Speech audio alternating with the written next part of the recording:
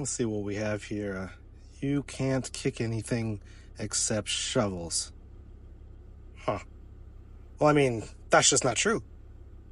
I mean, just last week I caught that AFK Krios hauling from the Ansiblex gate. And then just this morning, I took out that AFK Imicus Covert Ops. So that was one. And then, there was that Hurricane. I took out the Hurricane, although that was a NPC rat, so I guess that doesn't count. You know what? Just play the intro. Play the intro.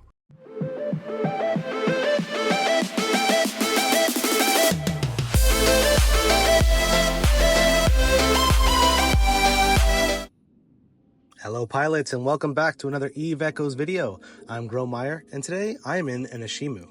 I won't be flying this ship for the entire video, but I did want to try it out because it's something that I've always wanted to fly, and I figured I already have the medium laser skills to cover it anyway. So briefly going over my build here, it's very similar to the Fiend with the rigs, except I do have 2 large NOS in the mid slots and 2 medium reppers in the low slots. I'm not going to have a whole lot of resist, but the idea is to be able to rep long enough with the NOS training that I can cap them out while still being able to maintain my defense. The Ashimu does get great bonuses for Web of Fire, and I would like to be able to fit 2, but because I wanted to go with 2 large NOS and I need some kind of way to keep them from warping away, and I only have 4 mid slots, I ended up only being able to go with 1. But running with 2 can really help you out, especially dealing with frigates and other cruisers to keep that range right around the 17 to 20 kilometer area. If you do have a chance to get that nanocore that allows you to get the extra mid slot, the Ashimu is a great ship to fit it on, because then you can run with 2 large NOS, 2 Web of Fires. You can even go another disruptor instead of a secondary large NOS, and it gives you a lot more options. But unfortunately, I just have the 4 mid slots. And unfortunately for this Astero right here, he is not paying attention, and we're going to go ahead and lock him down as he pops his cloak from the gate here. I don't think he has any warp stab, so this is going to be a really quick fight. Usually very hard to catch these ships, but if they pop out of stealth and try to scan before checking the area for enemies, then that's usually how you can grab them.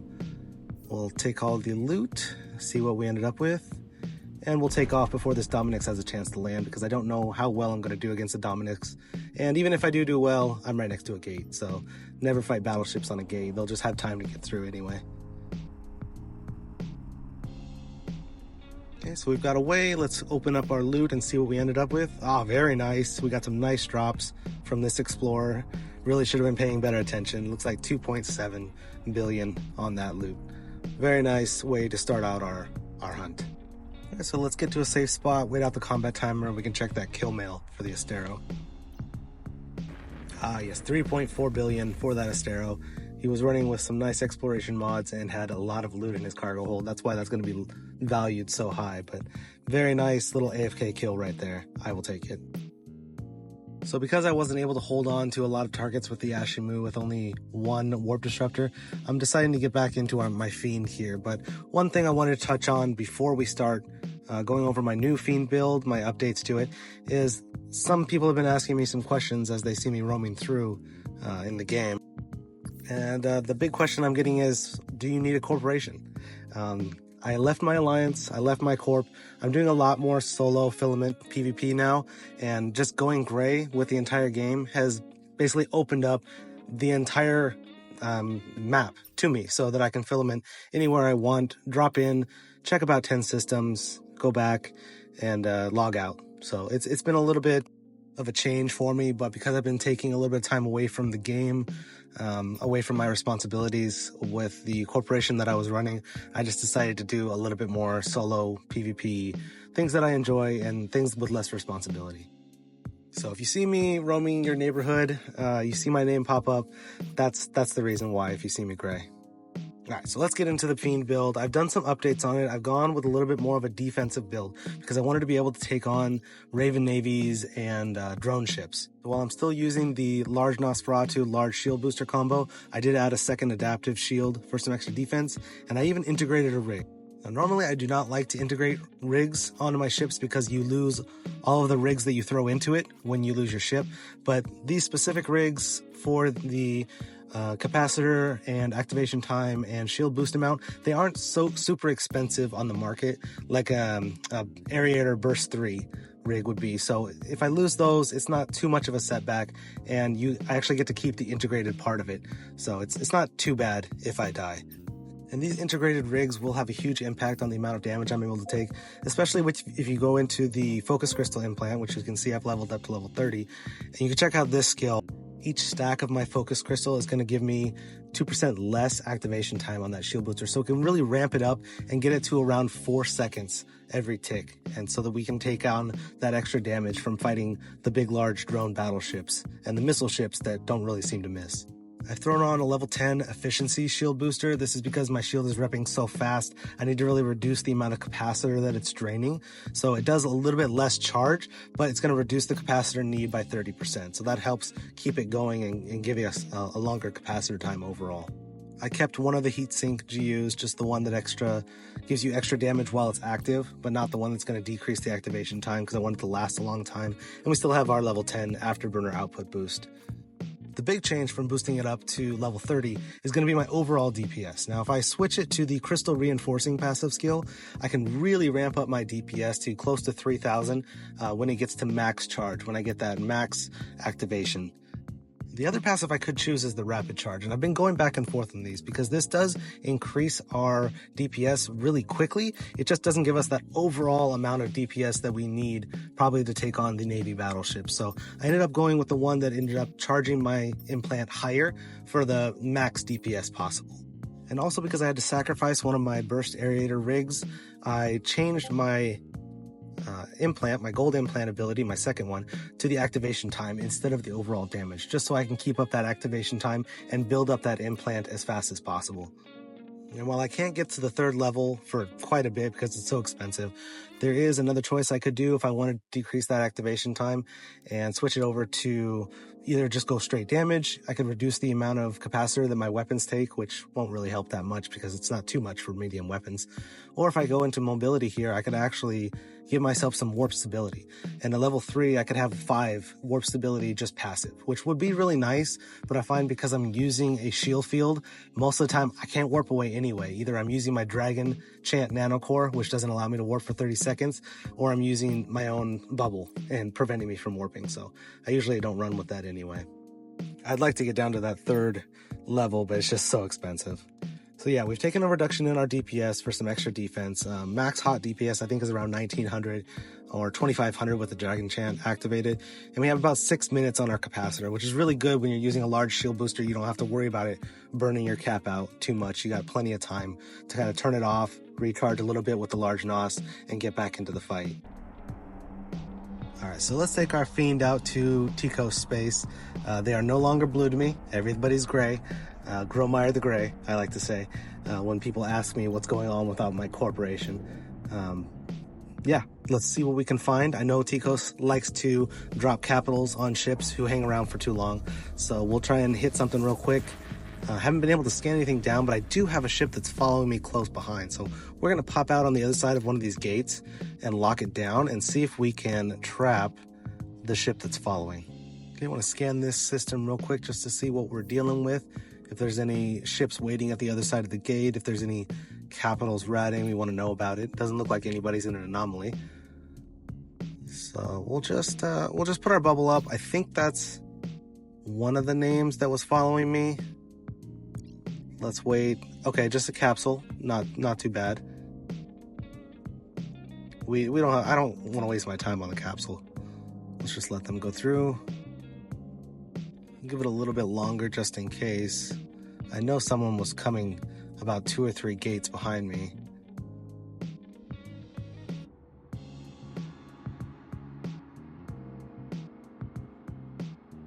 There we go, General. That's the name that I saw coming behind me. We know he's coming through this gate, so we'll turn our bubble on or leave it on. Get nice and close just so that we have a full radius. I think it's about 27-kilometer radius. And hopefully he pops up and we can get an engagement. Not sure what ship he's flying, so hopefully it's nothing too crazy. I am pretty confident that I can switch on to defense mode. And okay, we got a Vigilant here. Let's take on this Vigilant.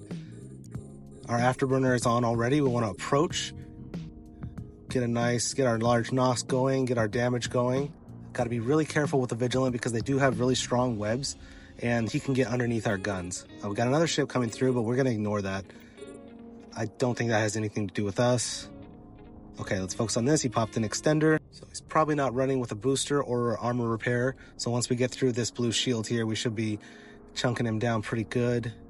Yep, doing some great damage here. Our laser damage is going up just continuously the more we hit him. Well, I do want to orbit so that we can maintain our defense against him and make it so that we're harder to hit. He is pulling away from us, well, 32 kilometers now, so we need to reapproach and get in closer to keep him within our warp disruption bubble. I'm really worried about a ship coming in behind me here and taking me out. He could just be a distraction, so yeah, we're getting a little closer. Looks like we outspeed him by just enough that he can't pull away outside of our bubble. One of the huge advantages of the Afterburner Fiend. And as long as we can maintain range and he doesn't try to get in close, we should be good. I'm surprised he didn't try to go underneath our guns. I don't have a web or a scrambler, so he has speed advantage technically if he can get underneath, but looked like he was trying to hit me from range, which is the wrong way to fight a Fiend. So we're getting him down into hull here. It's a pretty one-sided fight with the double adaptives here. He can't do any damage. We are a little bit too far away from the gate here. We're in warp distance from it, but my bubble's on. Okay, there we go. Take him out. Go ahead and try and loot his wreck real quick before anybody shows up. Looks like a slasher coming through the gate here. As long as he doesn't try and tackle us, we should be good to pick up this loot. Turning on the warp disruption bubble. And let's go ahead and pick our planet or sun. There it is. There's the capital drop. Just in time. Our bubble is down though, so we are going to get a chance to warp away. So, worked out pretty well. Going to go ahead and set up our bookmark here halfway to the sun so that we can warp to it as a safe spot while we check out the kill mail and the loot that we were able to pick up. So good fight to the Vigilant there. I think his mistake was trying to fight me from range. I have about the same range as a railgun Vigilant, but if he's using snub nose, then he should really be underneath my guns there. And I have fought Vigilants before, which completely destroyed me because they got underneath my optimal, underneath my fall off. So, looked like he just didn't really know what to do, or he was trying to bait me off the gate. He could have just been trying to bait me off the gate for the capital ship to come through, and he just couldn't last long enough with the amount of damage we were able to do. So that might have been his plan also. Not really sure, but we can kind of speculate through body language and such.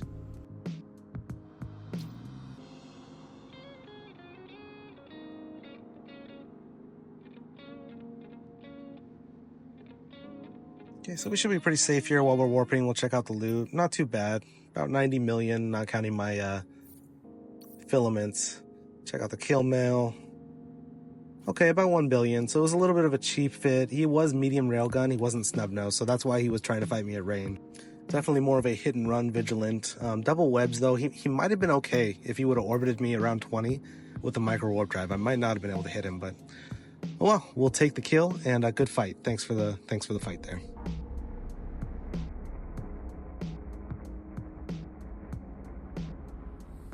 All right, coming through this gate here in Burr territory, we have an Abaddon sitting about 118 off the gate. So this is probably a bait, probably a very defensive ship here, but I'm getting a little bit bored roaming through here. So let's take our chances and see if we can tackle him and see what we can do to a very defensive Abaddon. These battleships are usually armor tanked with very high resists, and it's going to be very difficult for me to break through with my EM damage medium lasers, but I kind of want to test myself with my high DPS and see just what we can do to an armor tanked ship here. So we'll get in close, lock them on, and set up our bubble and just unload and see what we can do. I'm going to have that large Nosferatu sucking. We're going to keep on our orbit at around 17 kilometers, so he's not going to be able to web us, but we do have to watch out for any Nosferatus or neutralizers. Definitely not worried about any large lasers hitting us at this range, whether he's long range or short range. He's probably going to have a very difficult time hitting us with that afterburner going and this 3,000 kilometer orbit. So you can see our EM damage lasers have no problem tearing through his shield here, but the shield is not what we have to worry about. This is an armor tanked ship. It has armor resist, and that's what we're gonna really have to test. So while we're doing 4K damage to his shield, we're gonna see how much damage we do once we get into armor. Yeah, it's gonna drop down to around 1500 per hit. So it's gonna take a lot more time to take this ship out than we're gonna want. It does look like he doesn't have any large newts. He just has a large NOS, so our capacitor should be perfectly fine, especially if he's not hitting us. We're not gonna have to use our large booster, so we can go for a very long time just orbiting him at this range. We'll turn on the Dragon Chant just because I wanted to kind of up my DPS and put some pressure on him, make him use his repper and try and drain him on his capacitor. He's gonna have to relock us, but we're only at around 1800 DPS here. This particular fit I was using had a DCU instead of a heatsink, so we're gonna have a lot less overall DPS even once we get to our max charge on our implant than we're used to. Instead of you seeing that 4000 DPS like I showed earlier, we're gonna be sitting at around 2200 overall, so it's just, it might not be enough to break through his tank, and we don't want to sit here, even though we're a little bit off the gate, we don't want to sit here with our bubble on for this long of a time. You never know if a Stratos is going to pop up and take you out either. So I'm not too worried about the damage he's doing. My capacitor is great, but you can see he's just repping right back up to full, no problem, easy peasy. So this just doesn't look like something that we're going to be able to take out within 10-12 minutes, and we're going to leave ourselves vulnerable here fighting this far off of the gate. Dance with him, Fred. Just like what's that? You want to dance with me? Oh, that feels good. Which honestly is probably his plan the whole time. That's why he was sitting 80 kilometers off the gate in the first place. It's one of the things I'm worried about when fighting the Navy battleships is doing enough DPS overall. While they can't hit us enough to do enough damage to us to even use our rep, we just can't take them out over time, and allies are just going to be able to have a chance to come in and tackle me. So we'll give it a little bit more time here, see if he starts repping again. If he reps himself back up to full, I think it's kind of a lose situation. But we don't want to approach because we don't want him to slingshot us into web range if he has them, because then he's going to really be able to slow us down and get some good shots off. So as long as we're able to maintain our orbit, yeah, repped right back up to full. So I think it's time, turn off the warp bubble. Let's heal up just a little bit and let's prepare to warp away, because this just isn't going to happen. So good fight to the Abaddon here. Definitely way too defensive for me to take him out solo. It would have been an interesting test to see if I had my double heat sinks and my DPS rigs on, if I would have been able to get through his defense, but because of the armor resist and because I'm doing EM damage, it probably would have been the same result. All right, let's move on and see if we can find another fight. All right, I know what you guys are thinking. Why am I landing on a Nidhogger in a regular anomaly? I had it in the back of my head for a while now.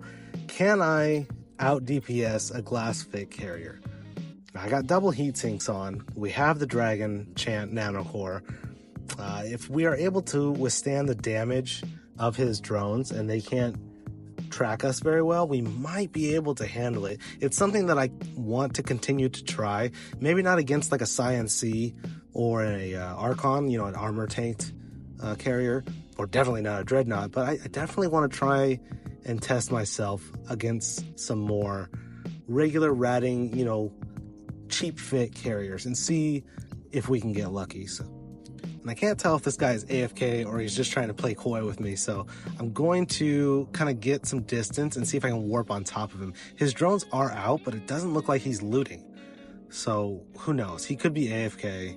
He's definitely not afraid of me. He definitely does not want to warp off if he's not AFK. So we're going to go ahead and get about 150 kilometers away from him so that we can warp right on top. I don't want to do a slow trek over to him because then his drones have time to DPS me on the way. And honestly, I would have very much preferred if he was running a capital anomaly and had his drones 350 kilometers away from his ship. But this is what we're working with right now, so we'll try and see what we can do. Looks like he is using some Furbolg drones.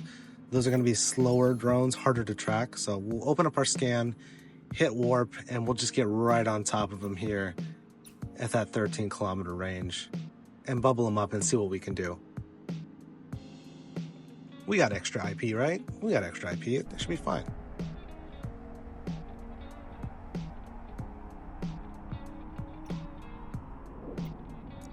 Okay, so right here I'm faced with a decision. Do I go straight for the DPS on the carrier, or do I go for his drones? And because I don't have a web, I actually just want to try and DPS the carrier and see how much damage I can put on him. Nidhoggers are usually shield tanked, so I'm not too worried about dealing damage, or I should say I have the optimal damage type to be doing damage to a Nidhogger, and he is still using those Furbolg drones. We're just gonna say, that's a lot of damage on us. He could be using the Bombard implant. Oh, I just don't think we can heal through it. Okay. Yeah, let's take off.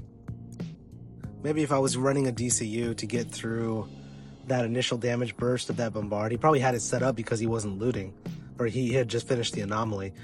So that could be why he did so much burst damage to us at the beginning there. I just thought that I would do a better job of having the drones not being able to track me. The f is wrong with you? Just admit it was a shitty idea. If I did it again, I think I would pop my implant ability that gives you the extra damage absorption for a period of time and try and see if maybe that was just his Bombard. But I was at low capacitor, so we'll try somebody else. We'll try it again later and see how it goes. But I will not give up. I will keep trying. All right, let's go find a real fight now.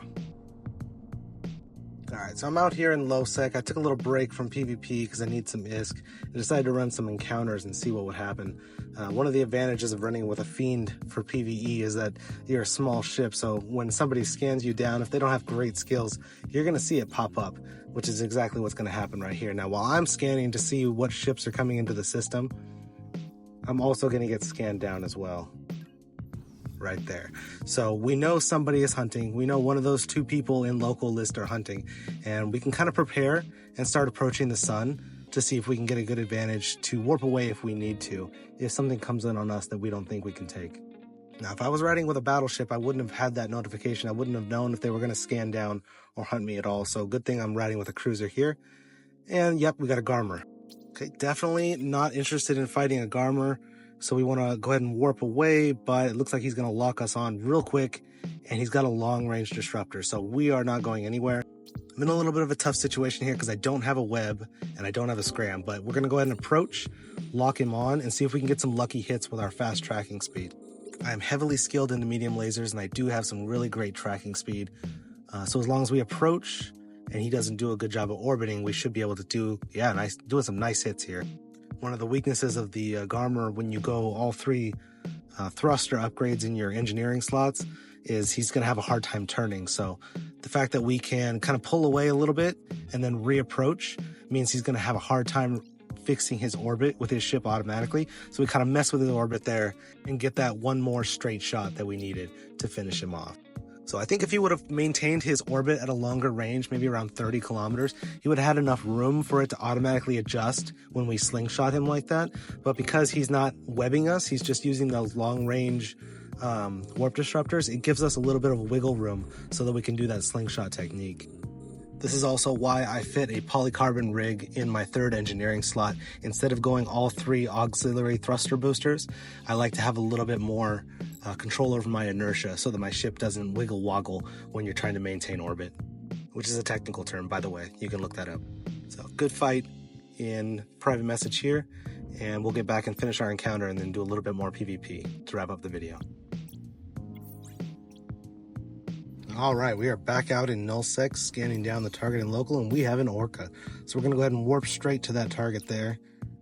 I have been doing the thing where you just warp to the belt and then do your scan. You finish your scan on the way, but for some reason I think that that's not allowing me to scan down the targets correctly. So I'm just going and complete my scan all the way here and warp straight to the target. We'll see if we can catch him before he takes off. I know that if we get him inside our bubble that we're good to go. One of the advantages that we don't have to worry about warp stability on these things. And there we go, we got another Orca cloaked up. And I think by now anybody who's watched my videos for a while knows exactly Why I tell you not to do this?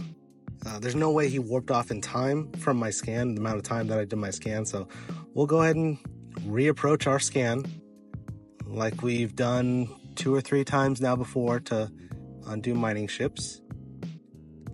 Okay, well, that didn't bump him. We can try again. Sometimes because you're going so fast, it doesn't exactly line up, so we can reopen this a second time. It'll still pop up here, and it's about 34 kilometers from the original scan, so we'll reapproach again, and you'll see our ship turns around and still goes back towards that scan that we originally completed. And with the drone out, we kind of cover a little bit more range with it orbiting our ship. We'll see if we can get him to pop up here. Yep, there we go. Just as I thought, we had a cloaked Orca in system here. We'll hit our We'll go ahead and hit our approach until we start to take some damage from this ship. Looks like we caught him off guard because he's not even locking back here. He probably thought he was perfectly safe while cloaked. I always turn my heat sink on right when we get on top of a target because I want to charge my implant as fast as possible. The Fiend really is the perfect ship for hunting down Orcas. Not only can they not warp away, but most of them are going to be shield tanked, and because we're doing EM damage, there's just no way he's going to be able to resist through the amount of DPS that we put out. Okay, so I have 2 adaptives in the lows. I only have 1 heat sink, otherwise I'd probably do a little bit more DPS, but I think once we get into his armor, we should be pretty good. He's still not locking me back. He's still not sending out his drones, so there's no reason for me to orbit him. I can continue to approach and maintain my optimal DPS by just hitting him in a straight line. And at this point, I don't even need to use my afterburner because he's not even sending out his drones. Really curious as to what he thinks is happening. It's possible he cloaked up and just walked away from the computer or phone.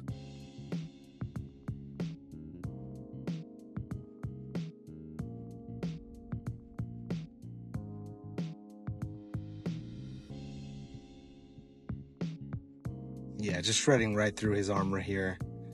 He's not going to have any armor resist on an Orca. Into hull, still doing over 5k damage per hit. We did turn on the dragon chant. That was just for the extra DPS to try and speed up the process. Now he's locking on. Okay, now he's locking on. A little bit late. If he had anything available to do anything to get rid of us, probably should have done it when we popped him out of stealth here. At this point, I mean, I can continue to approach him. I'll orbit just in case the drones come out and he happens to be using bombard, but I still don't think that would take me down with 2 adaptive shields running. So yeah, 1 more hit. Let's get ready to loot. There we go.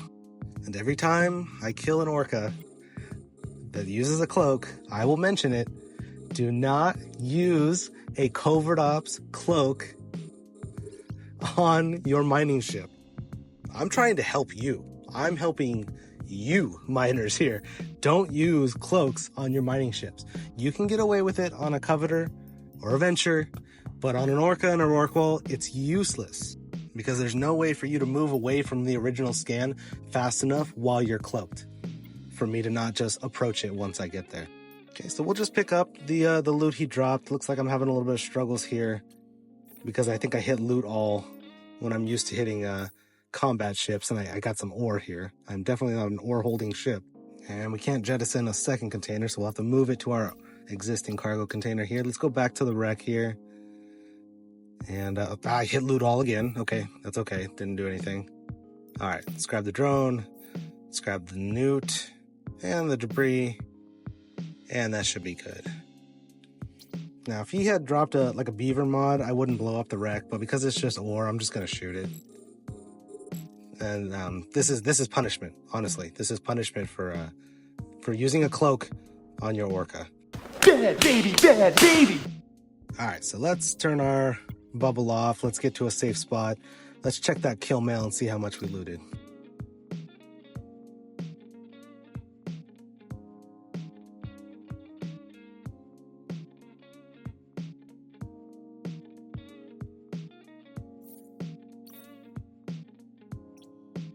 Oh, baby. Somebody had a beaver module on him and just gave me the biggest kill mail I have ever achieved in this game. That one mod alone on his ship just boosted up the value of it by like 25 billion. So we got a nice looking kill mail evaluation there. I mean, even if you would have dropped the beaver mod, I wouldn't have been able to pick it up because it's so heavy, but oh, look at the mining drones. Oh, you poor Orca, you poor cloaky Orca. 3.8 billion in mining drones that we looted. That was a great kill. I don't care if he was AFK. I'll take it. I'll take 28 billion kill mails that are AFK if they want to hand them to me. Probably would have been a little bit more satisfying if he would have fought from the beginning. He did have 2 large neutralizers, so that would have been interesting to see how it competed with our capacitor, especially with our large NOS going. But I still don't think he would have had enough DPS to take us down in time. And I think that we would have had the capacitor to take him out before he drained us. So, yeah, just don't use a cloak on your ship. Man, fit inertia stabs, warp back to the station, and be safe. That's all I gotta say. But yeah, I'll take it. All right, so I headed out to Ethereum Reach. This is the new region that has no local list because I'm looking for a battleship. I've had so many battleships warp off on me after scanning. And as I'm coming through this gate here, I see a Stratos just kind of sitting there. And I'm not going to hesitate. I'm going to go ahead and approach. Go ahead and lock on him here.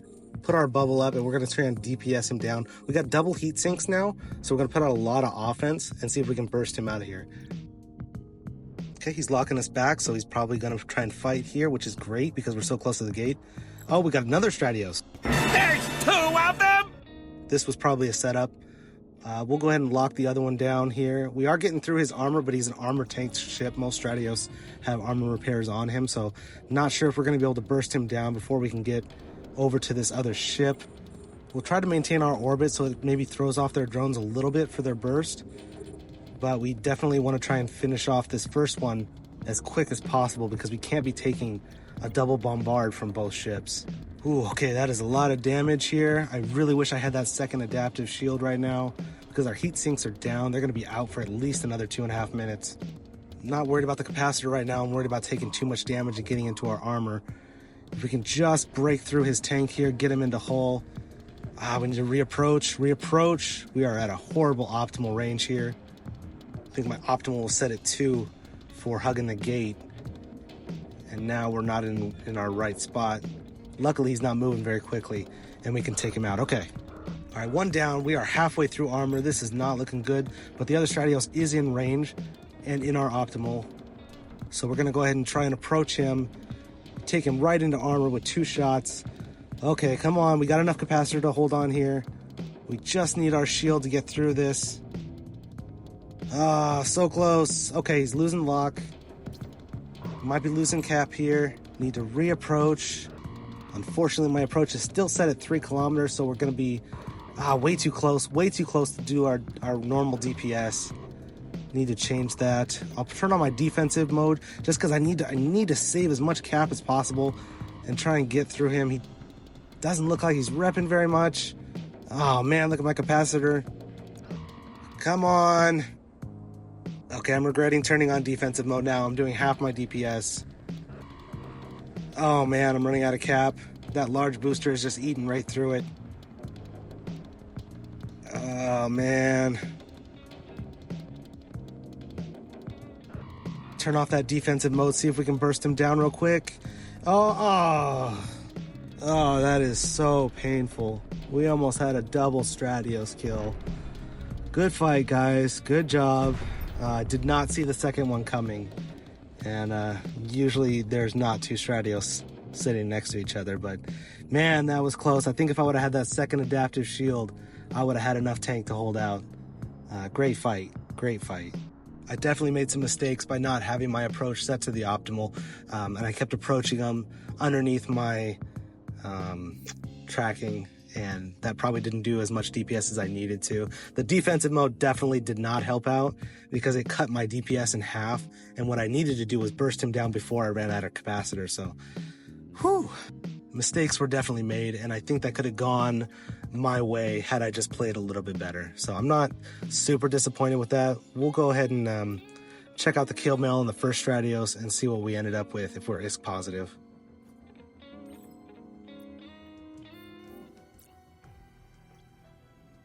Okay, here's the kill mail here. Oh, 12 billion. That must have been carrying some loot. It doesn't have anything special fit here, so that must have had a bunch of loot on it. Okay, well, that's a nice kill mail. I will take that. Let's scroll down here. Looks like he has some good exploration stuff that I probably could have picked up if I would have just looted and ran. But I really wanted to see if I could take out that second Stratos too. Maybe I got a little bit greedy here. Let's scroll down and see what kind of loot he had on him. No, he's got an expert skill chip, a lot of materials. Okay, let's compare to the loss. Yeah, about 4 billion. A lot higher insurance probably than the Stratos, just because the Fiend is overvalued, but the mods that I dropped are not that expensive to replace. So I'm not too upset about that. Definitely is positive and definitely a fun fight, and that's kind of what I'm looking for anyway. Looking for a fun fight. So good fight, and yeah, sometimes you lose and sometimes you make mistakes, but it's only really a loss if you don't learn anything. So as long as we learn something from it, we'll move forward and get back out there.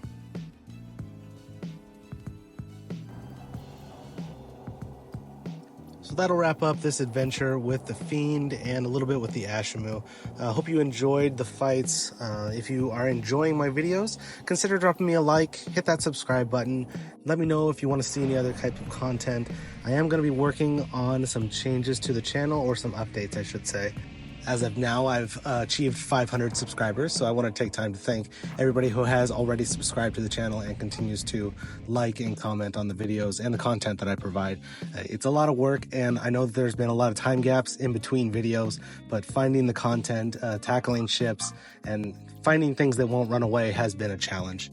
I'm going to do my best to try and put out a little bit more consistent content. I'm shooting for every 2 weeks, but it might not always be a PvP video, so hopefully that's okay. I do want to experiment a little bit with PvE now that I'm corpless and alliance-less over in null-sec.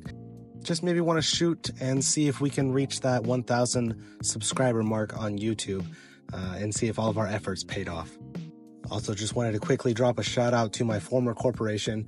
I was CEO off and on for about 3 years with the vast difference, and it was really tough to step away from that responsibility, but because of life changes and certain things that have been factoring into my actual playtime, I didn't feel like I had the responsibility and time enough to take on that role anymore. So if you do find yourself looking for a corporation, you can look up the Vast Difference, TVDI. Those guys that are over there are really great, and I love playing with them. I still keep in contact. I'm on their Discord, and we talk about things every now and then, post kill mails, and just, you know, generally be friends. So I really wish them the best of luck. Apologies for me stepping away, but I know that they can take on the wheel and handle it going forward in this game. I do plan on staying neutral for the foreseeable future. It has been very helpful to be able to just log in, filament to a random spot somewhere in the galaxy, and anybody that happens to be in that territory I can attack. It's been a lot easier than trying to find targets when half the game is blue to you. So, although it has been a little bit difficult to support my passion for PvP financially without being in null-sec and doing that PvE content out there.